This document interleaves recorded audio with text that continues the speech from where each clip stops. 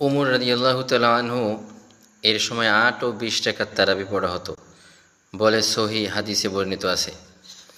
এছাড়া বিভিন্ন হাদিস থেকে জানা যায় যে সাহাবী তাবেদের সময় এশার পর থেকে মধ্যরাত বা শেষ রাত পর্যন্ত তারাবির জামাত চলত এবং তারা প্রত্যেক রাকাতে ১ অথবা ২ পারা কুরআন পাঠ করত। এই থেকে বোঝা যায় যে প্রথম দিকে ৮ রাকাত তারাবি আদায় করা হতো, পরে পরে আবার সুবিধার জন্য ২০ রাকাত পড়া হতো।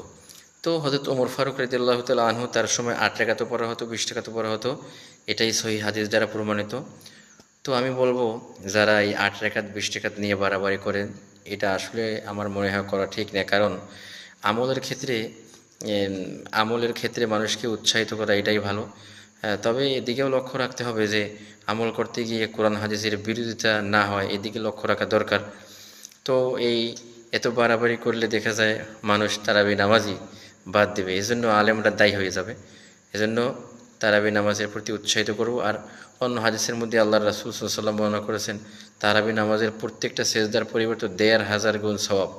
তাহলে বেশি যারা সেজদা করবে তারা তো বেশি সওয়াবের অধিকারী হবে। এটাই।